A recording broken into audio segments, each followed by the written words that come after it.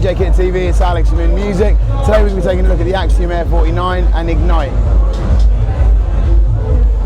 Now, I would like to stress that the Axiom AIR 49 does ship with Ignite and also Pro Tools Express. Now, what is Ignite? What is it all about? Now, this is completely a musical creativity tool. You're able to get an idea going really, really quickly and very, very easy without having to think about it too much. Now, when you connect up an Axiom AIR or any of the M-Audio keyboards, it will automatically show you what keyboard's connected. So, for example, because we have the AIR 49, it recognises that and it'll automatically map using its intelligent HyperControl. Now, it'll also assign across very usable effects here. So, for example, we've got like the brightness of a sound or room amount, etc. Very, very easy to get going. Okay, now, when you're presented with it, we won't load a demo, we'll just look straight into what's going on. Now, the first sound that loads up is a piano. So as soon as you press a key, if you want to get a musical idea down very quickly, it's very, very simple to do that. Now, let's look at drums perhaps first. Now, let's record something in very, very quick. Okay, to drum kit. Now let's maybe choose an electronic drum, so maybe a dance kit or something like that. Everything obviously on the keyboard corresponds to what's going on the screen, so I hit enter here. It actually then loads it onto the screen very quick. Now, it's quite noisy in here, so you may not be able to hear that clearly, but let's just like have a quick go at recording something. Now, obviously it does come with very, very nice pads here, which are backlit, so really helping your performance get going quickly. Now, if you want to also map these, then it's possible with any software, and obviously the HyperControl really makes it easy to be able to get your ideas down because it automatically maps samples to the corresponding pad. Now, as you're filming it, we'll do it on the keys just so you'll be able to see what's going on the screen. So if I hit record, now notice how it waits for you to start playing. It's not like a regular DAW where you have to actually suddenly start playing. You're able to get going very, very quick. So let's do a kick drum and a hi-hat.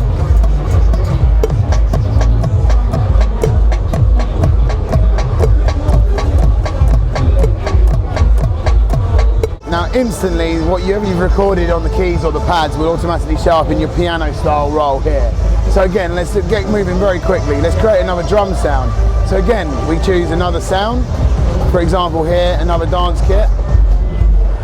Let's find another cymbal maybe.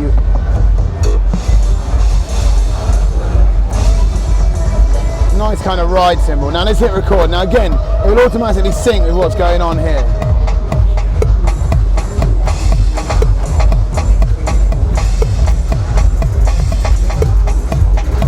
Okay, so now as it's quite loud, I can't really hear what I'm doing, so I'm able to make a couple of mistakes. So what I'll do now is just quickly go back into it, and this is where I'm able to edit them and move them like you would be in any other sequencer. So maybe you want to have the hi-hat come in there, that's no problem, we're able to do that. Now these clips that are recorded, we really are able to move them absolutely anywhere. Now it comes with over 275 sounds which are made by AIR. So obviously they have a large, long legacy with Pro Tools and the effects and instruments that they make for them.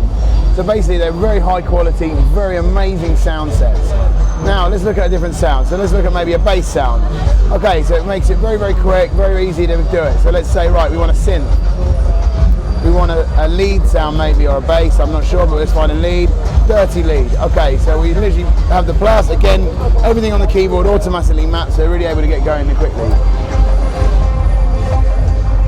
So now we want to hit record. Notice how these clips are over here out the way. They're still able to hit record, and this clip will still just keep recording no matter how long you want to record for. Now where we started to record clips, notice how actually they can be different lengths. It doesn't really matter, but we're able to keep recording for whatever we want. Okay, so now we started getting our little building blocks together, if you like, with the clips. Now let's record just one more thing. Maybe we wanted to record some audio. Now we haven't got a microphone connected up into the interface, but I'll show you again how easy that is. So if we go back a stage, you're able to record audio. Maybe you want to record a voice. It gives you some really good, nice effects to be able to record the voice straight away. Or if you want to record it raw, just record with no effects. So we created a new object here, effectively. Now, let's hit record. Again, won't be able to hear much, but this is in theory where you'll be able to start recording.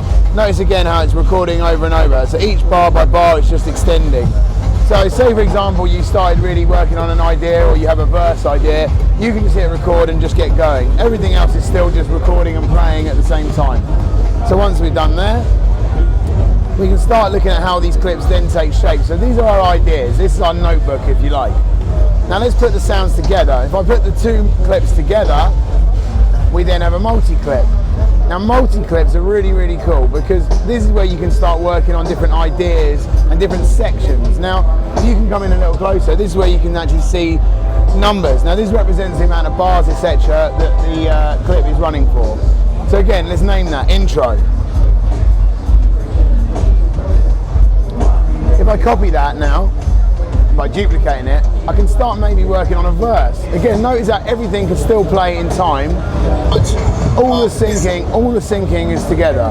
There's no need to have to get into confusing sort of engineered, technical knowledge to be able to get an idea down. So, with multi-clips, maybe this is now a verse. Now, if you put the verse into the intro, notice how then they can become a song clip. Now, song clip is obviously where you can start putting all your clips, your multi-clips, all in more regular format to get your idea down and start working with it like that. So, say we want to add this extra symbol that we added, hover it over, and it adds it to the clip. This really long vocal that we recorded, or ambient noise, should I say, from the show, we can literally drag and drop it into the song clip, and it'll automatically work out that it needs to put it in a certain sort of scale on the bars that are already there. So if I double click on that as well, you're then able to go and edit it again, and here you can see the waveform of the audio. Very quick, very easy. Now, one thing I really want to stress is how cool it is with the mapping with the Axiom AIR49. Now, where we're able to instantly select an instrument, say the lead, it'll automatically give you different parameters which are already pre-mapped. So here's really, really cool. So if we do that, this is where we can start maybe doing the brightness, or maybe the drive, or something that's going to be very usable for that particular synth or sound. Now the player section is really, really important. If you're not much of a keyboard player, when you enable players, it'll help you make a chord that you're able to easily affect or change or work out different sort of playing options. For example, maybe you want to use a phrase. So if you're not much of a keyboard player, you have to hold down one key and that will create a musical phrase for you. That can be then changed to musical style. For example, it's hip hop or urban or dance or whatever. And then you can also have sub sounds like, for example, bass, voice, whatever. Again, making it very quick and easy to get ideas down. If you're perhaps you're a vocalist just wanting to get a keyboard sound down, it's really quick. So we hit record. Now when I'm holding down the note, obviously it's really noisy and there's someone playing next to me, so you're not going to be able to hear what's going on because I've turned it down. But if we actually take a look now at what that information is, if you double click on the clip, it will still show you there is MIDI information that's been generated, again making it really quick to get a musical idea down. Now you're able to add this to your song by literally clicking and dragging it into the song. Maybe you want a loop, you can grab the loop marker, the loop option, and then turn that to the right, and then that will loop for the duration that you need it for. Okay, so now we've got basically our basic idea down and our structure as we want it. What do we do with it now? If we click on the Share tab, this is where you're able to upload it either to your SoundCloud, maybe you've got a performer friend who you want to share it with, you're able then to share it via SoundCloud in a private community on there, or perhaps you want to publicise it on your band page, for example. Maybe you want to share it by Twitter, Facebook, etc. Next up, we've got audio, so maybe you want to bounce this down and record it into an MP3 mode so you're able to put it on your iPod, check it out on other systems.